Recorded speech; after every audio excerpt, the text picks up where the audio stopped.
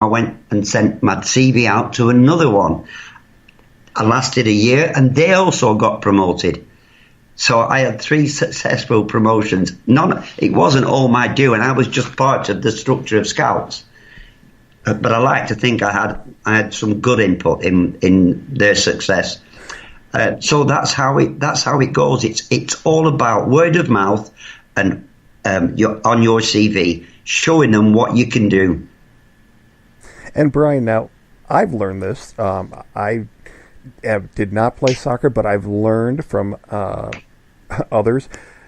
When you say they got promoted, the teams aren't set at one level, correct? They move up and they move down? Yes. Okay. And that's a really interesting dynamic because, here in the States, if you're in college, you're Division I, you're Division II, you're Division III. That's what you are. You might move conference, which has been happening more, but you're still at that level. High school, you are where you are. It's how many kids are in your school, and that's your level. And I think, but also it's logistics, isn't it? It's the distance that you can travel is absolutely yes. It's one big bugbear to stop you from moving anywhere. Correct, right. As far as the conference rates, there are definitely limitations on that. But that's an interesting dynamic to talk about here because, as you said, there is much more in play than we need X number of players. I need better players. They're not just fighting for their conference. There's you move up. You go from swimming in a small pond to swimming into a much bigger pond. Which is so with all that. Now, what's your personal history playing football? My personal history was I was spotted playing local league football when I was 16 and a half, and I went to join Blackburn Rovers. Played for Blackburn Rovers. I scored a few goals. I actually scored against Liverpool, actually. We did get beat 5-1, but that's irrelevant. I had the experience of an old pro. I scored in probably the 3rd minute against a team, and the old fullback is about 34, 35. He said to me, "Good goal, son. Good goal. Don't try and show me up again because I'll break both your legs." That's exactly what he said, and he actually meant it. That was the structure of the 70s. The era that I played, and he did exactly what he said on the tin. He hit me, and I woke up on the table at half time, and I had a torn cartilage and a muscle injury to my calf. And in those days, a cartilage was probably 8 weeks in a soft plaster. So that was my career down the pan, done right. And dusted. So then, but you stayed in the game. You loved the game. Yeah. So what happened after that? I went to play for Accrington Stanley. And at the time, Accrington were a part-time side. And what I could do, this was 18 months later, because my injury was that bad. It took a long time. It was like when I was 18, 19. And that was semi-professional. And I just got disillusioned with the way that things were going, and so I decided to just up sticks, and I joined the Royal Navy in Plymouth, where I am now. And basically, I played for the Royal Navy. I played for all the ships that I was on, and I played locally. I managed a couple of little teams locally, and I just potted on. That was all it was, really. And then how long were you in the Navy? I guess between the Navy and when you ran to your mentor, asked you to get into becoming a scout. Yeah. I was in the Navy for 5.5 years. And then I joined Royal Mail, which is the postal service, because you can be a professional scout, but they only play on a Saturday and a Tuesday.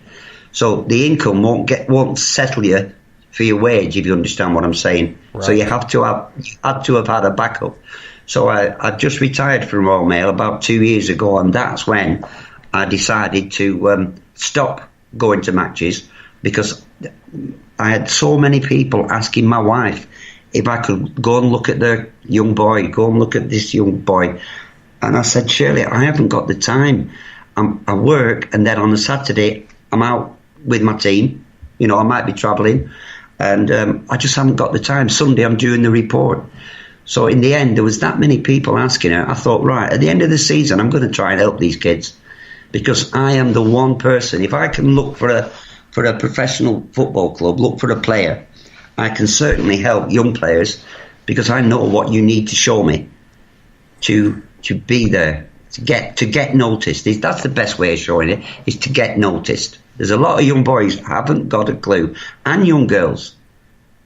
Well, let's talk about that, because that is, in doing that for Nicole Robertson, that is how we got connected. So let's talk about, how do I do it? How do you do it? How do you develop a relationship with them? Because they've got to trust you. There were things that you did with Nicole and helping her develop an amazing video to get noticed, but she's got to trust you to put the time into it. So let's talk about how you develop that connection with your players.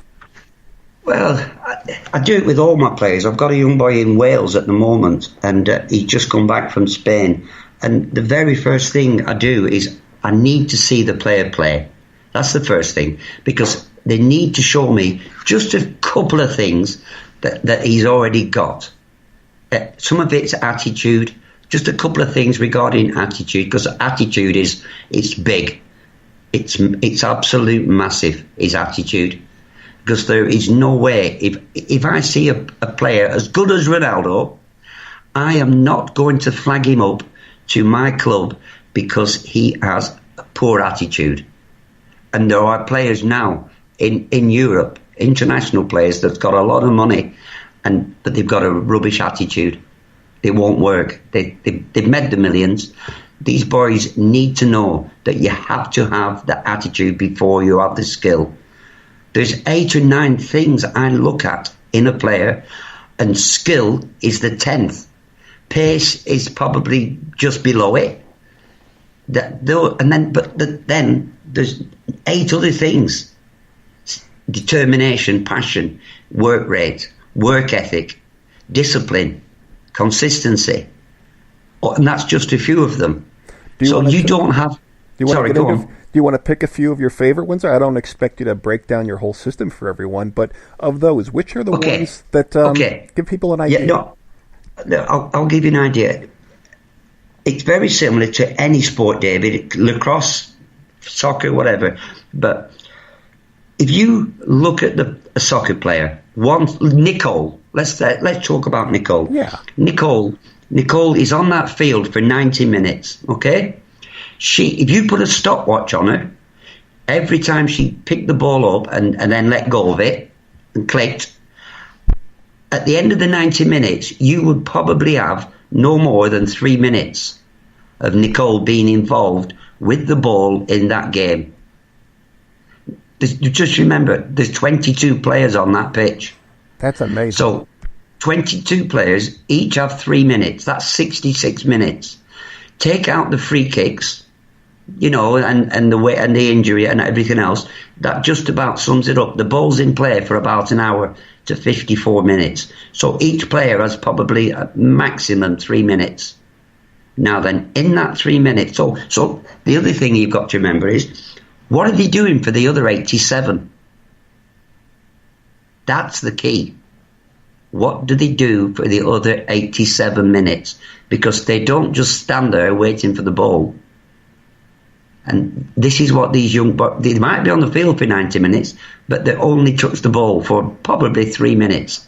So in that time, in fact, David, Nicole didn't even have to touch the ball for me to be impressed with her, because her attitude, the way that she went about her game, you've seen her, you've seen the video. Oh, yeah. And you can see now where I'm coming from. Take out all those little shots that she had and plays, and just look at her work rate, her work ethic, her determination, her drive, her passion. Top class. absolute top class. And I didn't have to do a lot with her regarding that.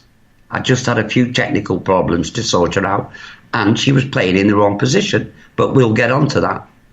But yeah, they've got 3 minutes. So in those 3 minutes, like I said, they don't have to have touched the ball. If they do, fine. But what I'm looking for is consistent player. Does that play? If he's a centre half, does he get up and win the ball and bang, head it properly?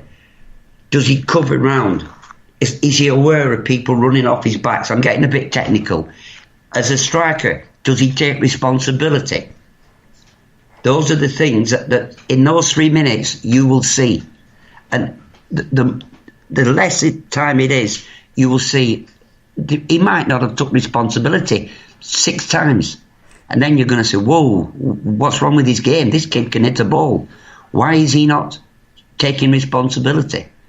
So there's all those little things that go through my mind. And that's why I say, you don't have to touch the ball. You've got to be consistent at what you do. Once you're consistent, you as a spectator, even if you don't know Nicole, you would have said, I'll tell you what, this kid's reliable. This kid is reliable. Right, so now you've got a consistent, reliable player that you've seen for 90 minutes. You don't get those two without being disciplined.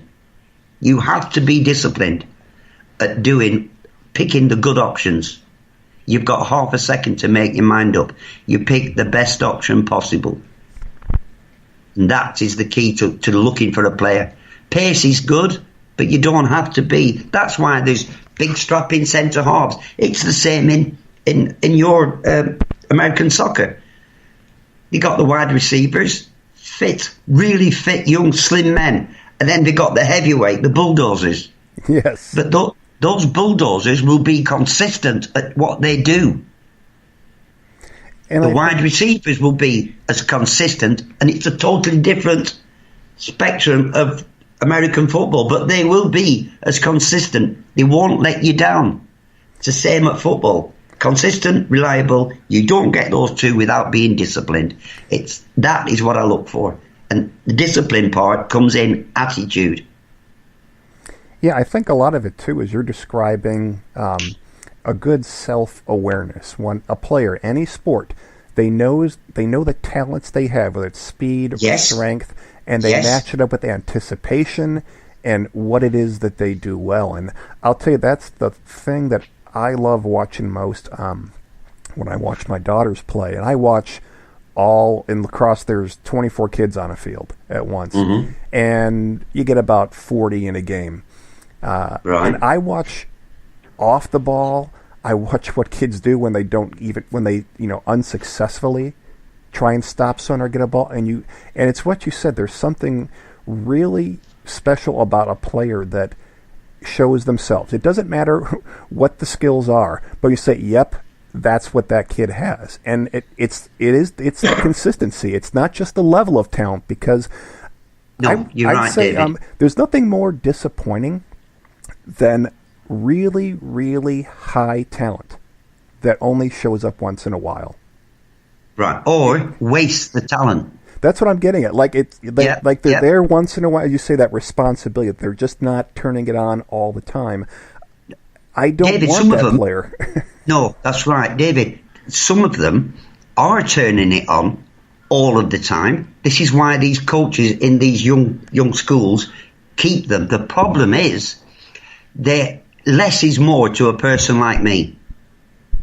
If you want to do more and more and do the Ronaldo step overs and do this and do that, when you've done it, you beat 3 players, but I know that if you'd have passed that ball sideways, that lad would have had a shot at goal, or it could have broke through the defence. Because you had lacked awareness, what you did was superb. I'm not knocking what you did, but it's not the best option. So there's a time to play and skillfully, and there's a time to pick the best option. So you wouldn't actually have, and you've seen it on a soccer field on a Saturday afternoon or a Sunday, what a good player this kid is. But he doesn't give the ball away. You know what he's going to do. He's going to be keeping it until he loses it. That's called being predictable. Yes. To me, it's so easy to read.